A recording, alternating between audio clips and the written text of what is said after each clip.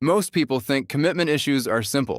They assume people who fear commitment just don't care enough, that they're emotionally unavailable, immature, selfish, or simply afraid of relationships. But psychology paints a much more complicated picture than that. Because many people who fear commitment don't actually fear love. They fear what love might eventually do to them. And that changes everything. Some of the people who struggle the most with commitment are actually the people who crave deep connection the most. They want intimacy. They want closeness. They want someone who understands them completely. But the moment a relationship starts becoming emotionally real, something changes inside them. Their behavior shifts. Their emotions become confusing. They start pulling away, overthinking, creating distance, suddenly needing space. And sometimes, they don't even fully understand why they're doing it. One of the biggest reasons this happens is something psychologists call attachment theory. Attachment theory suggests that the way we experienced emotional connection early in life shapes how we experience closeness as adults. If someone grew up around inconsistency, emotional unpredictability, rejection, criticism, abandonment, or emotionally unavailable caregivers, the brain slowly starts associating closeness with emotional danger instead of safety. So later in life, even when someone genuinely loves them, their nervous system may still react as if intimacy is risky. That's why some people become emotionally distant right when relationships start becoming serious. Not because they suddenly stopped caring, but because emotional closeness starts activating subconscious fear patterns they learned years earlier. And the strange part is, this fear often happens automatically. The conscious mind may want love, but the nervous system may fear vulnerability. And those two systems start fighting each other internally. This is why commitment anxiety often creates confusing behavior. Someone may deeply miss a person when they're gone, but feel trapped when they're too close. They may crave affection, then suddenly withdraw emotionally after receiving it. They may imagine a future with someone, then panic the moment that future starts becoming real. To outsiders, this behavior can look irrational, but psychologically, it often makes perfect sense, because the human brain cares more about emotional survival than emotional happiness. And if someone's past taught them that closeness eventually leads to pain, disappointment, rejection, loss, or loss of freedom, the brain starts creating protective behaviors automatically. One of the most common protective behaviors is emotional distancing. This can appear in subtle ways, suddenly becoming too busy, replying less emotionally, over-focusing on flaws in the relationship, becoming emotionally numb, creating unnecessary conflict, feeling overwhelmed by expectations. And many people don't realize they're doing this consciously. Their brain simply detects emotional vulnerability and immediately tries to reduce emotional exposure, almost like an internal alarm system. Neuroscience actually supports this idea. Studies on emotional regulation and threat detection show that the amygdala, the brain's fear center, can become highly reactive when emotional vulnerability feels unsafe.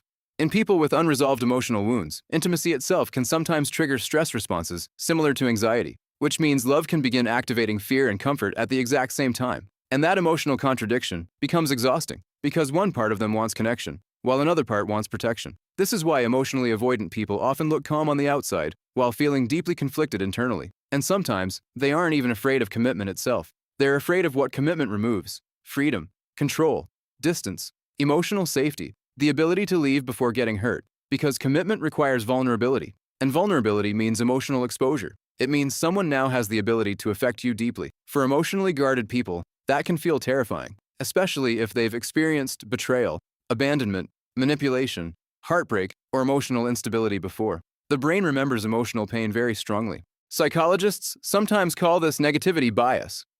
Negative emotional experiences leave stronger psychological imprints than positive ones because the brain prioritizes survival, which means one painful relationship can unconsciously shape future relationships for years, sometimes without the person even realizing it.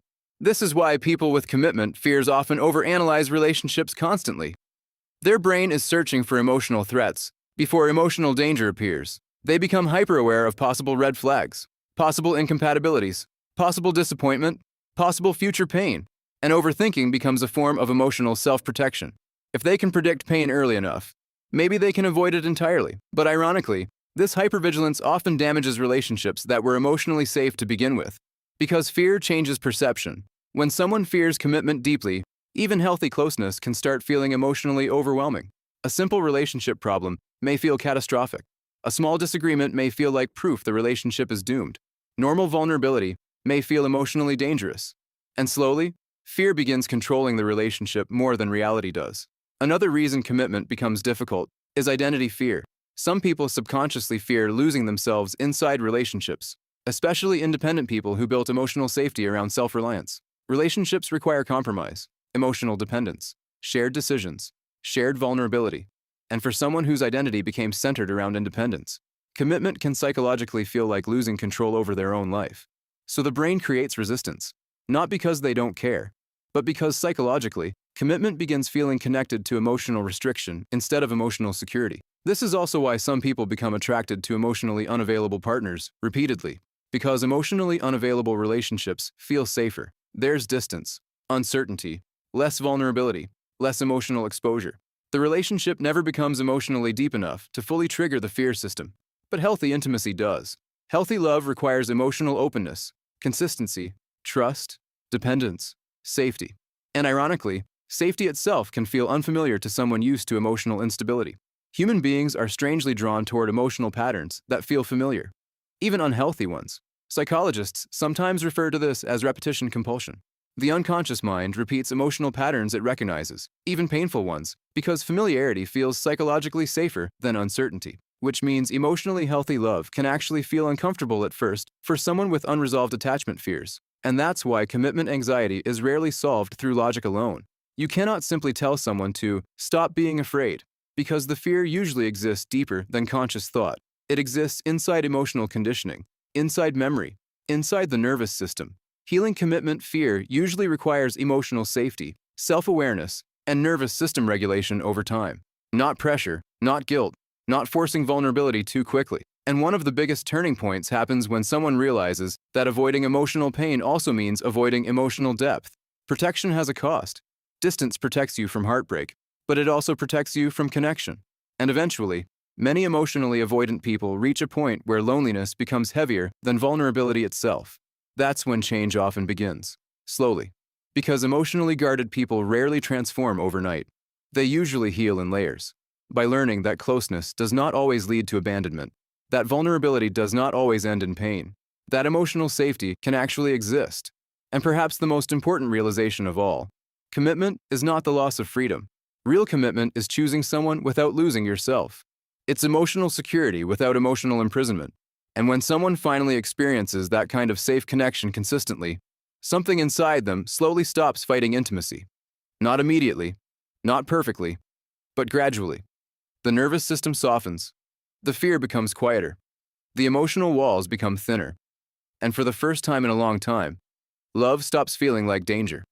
And if you related to this video, let me know in the comments which part hit you the hardest. Don't forget to like this video and subscribe for more deep psychology content about human behavior, emotions, relationships, and the hidden patterns of the mind. See you in the next one.